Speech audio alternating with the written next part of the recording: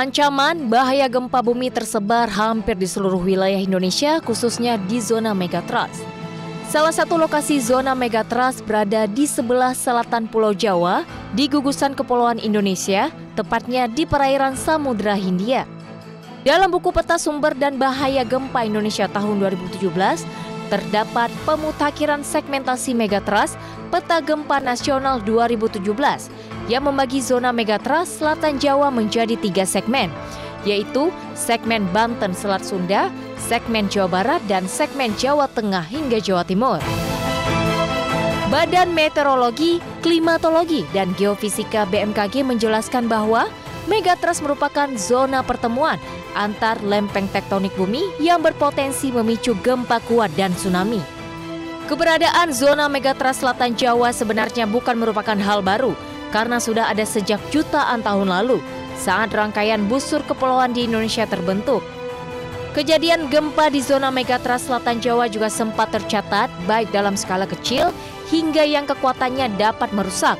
Apalagi zona megatrust Selatan Jawa dikenal sangat aktif yang tampak dalam peta aktivitas kegempaannya. Dalam sejarah tercatat beberapa kejadian gempa besar major earthquake dengan magnitudo antara 7 dan 7,9 yang bersumber di zona megatrust Selatan Jawa, yaitu diantaranya pada tahun 1994, tahun 2006, dan tahun 2009. Selanjutnya, gempa dahsyat Great Earthquake dengan magnitudo 8 atau lebih besar yang bersumber di zona megatrust Selatan Jawa tercatat pernah terjadi pada tahun 1780, tahun 1859, dan tahun 1943.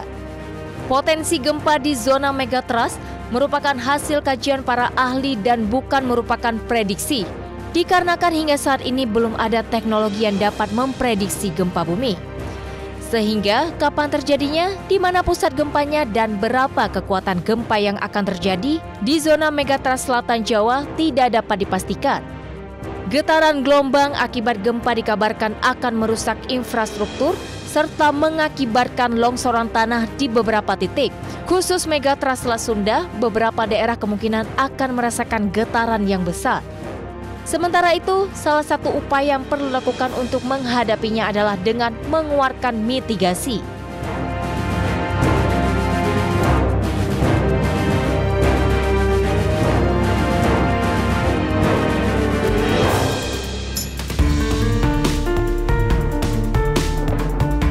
Nah, ini kalau ini sekarang kita di ruangan apa nih, Bu? Ini yang kita sebut sebagai library cafe. Oh, jadi ini masih masuk dalam ruangan library cafe. Berarti ini sambil ada kopinya. Oh, ada kopinya. Silakan diminum, Mbak. Terima kasih, nanti saya coba kopinya. Ya, Bu ya, kopinya ya. Silakan dinikmati kopinya. Cicip ya, Bu ya. Ya, silakan. Gimana? Enak, Bu, seger ya kopinya ya. Jadi bikin gak ngantuk nih kita ngobrolnya nih, Bu ya. Seperti yang tadi dijelaskan sebelumnya gitu ya, Bu ya, mengenai megatrust yang pernah terjadi di Indonesia gitu ya. Seberapa besar atau bagaimana kejadiannya waktu itu? Pernah nggak sih, Bu? Yang sangat mengejutkan, tidak hanya rakyat Indonesia tapi seluruh dunia, yaitu gempa dan tsunami megatrust yang terjadi di tahun 2004, tanggal 26 Desember di Aceh. Jadi Aceh itu dampak dari megatrust tuh, Bu? Itu adalah fenomena megatrust. Terjadinya gempa adalah di zona tumbukan lempeng. Zona kontak tumbukan lempeng, di mana di situ terjadi patahan naik.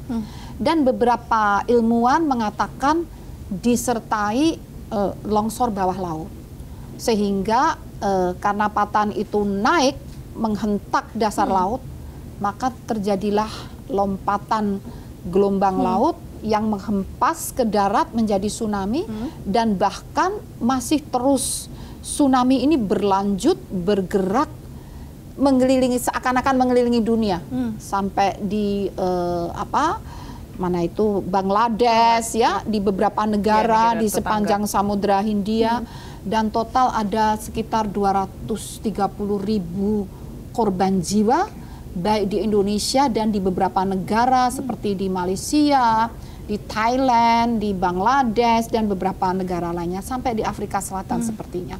Itu contohnya dari gempa megatrust. Berarti besar banget ya Bu ya dampaknya gitu ya. Kalau kita lihat Aceh, saya nggak bisa membayangin kalau misalnya amit-amit megatrust yang terjadi nantinya begitu akan tadi di 2 segmen tadi akan sebesar itu dampaknya tadi juga sudah Ibu jelaskan sebenarnya. Tapi berarti itu kuncinya kemungkinan terburuk. Iya, kemungkinan ya, terburuknya. Doanya semoga tidak, iya. Ya. Makanya kita harus bersiap dengan berbagai. Nah, Waktu itu kenapa banyak korban? Jadi bukan karena yang tsunami-nya gede dan gempanya kuat, ya itu iya. Tapi sesungguhnya yang membuat banyak korban itu tidak ada sistem peringatan dini. Jadi tiba-tiba terjadi begitu saja, orang pada nggak siap. Justru setelah itu untuk menghindari banyak korban, karena kejadian gempa nggak bisa dicegah, tsunami nggak bisa dicegah, kita bangun sistem peringatan dini. Berarti kuncinya di mitigasi nih ya Bu mitigasi, ya, untuk meminimalisir dampak yang terburuk tadi yang Ibu jelaskan gitu ya. Ngomongin masih soal zona megatrust gitu ya Bu ya. Kalau tadi kan sempat dijelasin sebelumnya di peta begitu Ibu menjabarkan ada di wilayah-wilayahnya gitu, termasuk di salah satunya selatan Jawa gitu ya. Dan megatrust ini dikenal aktif begitu ya Bu ya, aktivitas kegempaannya. Nah, dalam peta kondisinya seperti apa Bu saat ini?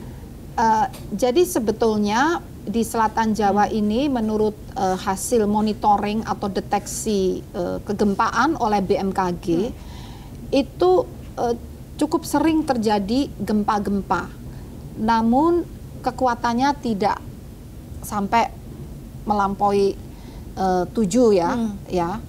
Tapi kalau yang kecil-kecil 5 kurang itu cukup sering ya. Nah, yang harus diperhatikan, diwaspadai itu yang kekuatannya besar tadi, jadi di atas 5 melampaui 7 ya. Ini misalnya ya, menurut data kami tercatat sejak tahun 1804 itu sudah terjadi gempa dengan magnitudo yang cukup kuat itu di Jawa Tengah.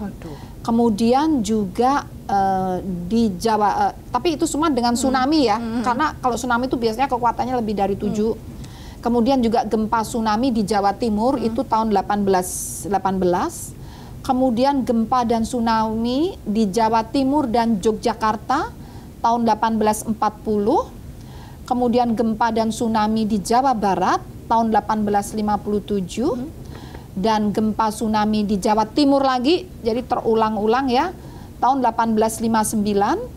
Dan gempa tsunami di Jawa Tengah lagi tahun 1921. Dan gempa tsunami di Jawa Timur lagi tahun 1994. Baru yang gempa tahun 2006, 2007 ya, mohon maaf, tahun 2006 dan 2009. Ini di selatan Jawa, ya seperti itu. Jadi sebelum yang 2 tadi sudah ada 7 kali yang tercatat. Tercatat ya. Tapi memang udah terjadi dengan ribuan tahun lalu gitu ya Bu ya. Ratusan tahun ya, ratusan tahun. Ya, sekitar 200 tahun yang lalu ya. Tapi kalau misalnya kita lihat teknologi begitu ya Bu yang kita punya, begitu Indonesia punya untuk mendeteksi si gempa-gempa megatrust ini, kita kondisinya masih oke kan Bu ya untuk mendeteksi ini? Insya Allah kita siap ya, terutama sejak tahun 2008 itu mulai beroperasi sistem deteksi dan peringatan dini tsunami yang sengaja dipasang di situ ratusan sensor seismograf menghadang zona megatrust. Jadi dipasang di hadapan zona megatrust langsung ya. Dan sistem ini di tahun 2004, mohon maaf, di tahun 2004 saat terjadi gempa dan tsunami Aceh, tidak ada sistem sama sekali. Baru ada alat deteksi sebanyak 20 untuk mengcover semua itu nggak akan cukup ya Bu ya? Tahun itu kan kita belum tahu tsunami seperti apa. Nah, dengan pengalaman Banda Aceh itu sudah terpasang 533 seismograf untuk khusus menghadang berjaga-jaga untuk menghadapi megatrust dan potensi tsunami-nya, mulai dari Sumatera sampai Jawa dan beberapa di Nusa Tenggara Barat, Nusa Tenggara Timur, seperti itu. Berarti dengan kekuatan itu cukup untuk mengcover semuanya? Insya Allah dari segi sistem deteksi dan monitoring, insya Allah itu cukup dari jumlah alat. Namun yang harus dijaga adalah bagaimana masyarakatnya itu. Jadi meskipun sistemnya ada, tapi kalau masyarakat dan pemerintah daerah tidak disiapkan, ya sama aja ada peringatan dini, nggak ada yang merespons. Jadi sama aja ya korbannya juga auzubillahi min dzalik bisa banyak. Jadi kesiapannya disertai dengan kesiapan sosiokultur di mana melibatkan pemerintah daerah dan masyarakat, pihak-pihak terkait ya, dengan para ilmuwan, para pakar, perguruan tinggi, lembaga riset, ada BRIN, ada Badan Geologi, dan juga dikoordinasikan. Aspek sosiokultur ini dikoordinasikan oleh Badan Nasional Penanggulangan Bencana. Oke, memang gitu. Ini sinergi yang bagus ini harus jadi kunci gitu ya Bu ya, bagaimana dari pemerintah pusat dalam hal ini BMKG pusat, lalu ke pemerintah daerah, ke masyarakat juga gitu kan, karena kita balik lagi berbicara untuk bagaimana dampak yang akan terjadi ketika ini terjadi, walaupun amit-amit gitu ya Bu ya, jangan sampai ini terjadi gitu. Semoga masih bisa tertangani. Nah, kalau kita lihat dalam sejarah juga gitu ya Bu ya, tercatat beberapa kejadian gempa besar atau major earthquake dengan magnitudo antara 7,0 dan juga 7,9 yang bersumber di zona megatrust di selatan Jawa, di antaranya di tahun 2006 dan juga di 2009 gitu ya. Kalau tadi kita Ibu ngomongin soal Aceh gitu ya. Nah, apa yang terjadi di tahun 2006 dan 2009 itu? Nah, jadi di sini yang tahun 2006 dan 2009 itu ya antara lain ada gempa ya, gempa besar ya, magnitudonya antara saat itu sekitar 7 ya, dan juga diikuti tsunami, namun tidak sebesar yang di Banda Aceh. Karena mungkin sudah ada mitigasi dan evaluasi yang telah dilakukan ketika tidak ada peringatan dini di Banda Aceh, atau seperti itu Bu? Sebetulnya saat itu juga belum ada peringatan dini, karena peringatan dini baru dimulai tahun 2008. Nah, tapi magnitudonya kan jauh di bawah. Kalau Banda Aceh kan 9,1, saat itu hanya sekitar 7. Jadi memang kekuatannya lebih rendah sehingga tsunami-nya juga tidak setinggi yang di Banda Aceh, pelamparannya juga tidak tinggi, dan diuntungkan kalau nggak salah waktu itu kan di Pangandaran ya, terus ada ada Pulau Nusa Kambangan, itu kan Cilacap kayaknya juga kena, tapi kan tertolong oleh gelombangnya ini kan terhalang oleh Pulau Nusa Kambangan itu. Nah, tapi di Pangandaran sepertinya kena.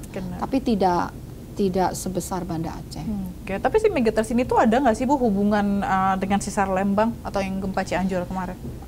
Jadi kalau megatrust itu gempa-gempanya terjadi di dasar, di dasar laut pada kedalaman ribuan meter. Nah, kalau gempa-gempa Cianjur ataupun patahan Lembang itu akibat patahan, sama-sama megatrust juga akibat patahan. Trust itu kan patahan naik. Ya.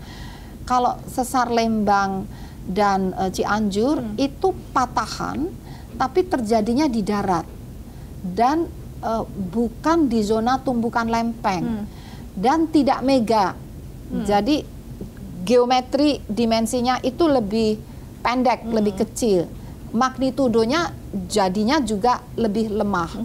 Ya, namun karena kedalamannya sangat dangkal, megatrust itu bisa sampai 40 km. Yang Cianjur, Lembang itu sekitar 11-10 km. Istilahnya hanya di bawah kaki kita. Tapi kemarin dampaknya cukup juga ya Bu ya. Karena tanahnya lunak ya, dan rumahnya tidak tahan gempa. Itu. Jadi berarti, beda lagi. Jadi sebenarnya untuk gempanya sendiri memang tidak sebesar itu, tapi karena memang kondisinya yang mengakibatkan kondisi setempat yang jadi rapuh dan bangunannya, konstruksinya tidak tahan gempa, mengakibatkan banyak rumah yang roboh. Tapi kalau misalnya soal gunung-gunung juga saat ini yang masih aktif gitu ya Bu ya, apakah ada atau potensi-potensi gempa dan tsunami dalam kegiatan gunung-gunung ini? Kalau tadi kita kan ngomongin gempa Cianjur, terus kayak apakah dekat-dekat waktu ini dari pengamatan BMKG gitu Bu? yang perlu kita waspadai tentunya. Ya, yang mengamati atau mendeteksi aktivitas gunung api adalah lembaga yang berbeda, adalah Pusat Vulkanologi dan Mitigasi Bencana Geologi, itu di bawah Badan Geologi, kementeriannya juga beda, Kementerian Energi dan Sumber Daya Mineral. Namun kami bekerja sama, karena apa? Karena tsunami itu bisa diakibatkan tidak hanya oleh megatrust, namun oleh erupsi gunung api yang ada di laut. Misalnya Gunung Anak Krakatau. Itu tahun 2018 di bulan Desember mengalami erupsi. Akibat erupsi Gunung Anak Krakatau juga terjadi longsoran. Jadi karena erupsi lalu bagian dinding gunung ini melorot masuk ke laut. Nah, seperti hukum Archimedes. Jadi ada yang masuk ke laut, ada volume air sebesar volume yang masuk ke laut itu menjadi gelombang tsunami.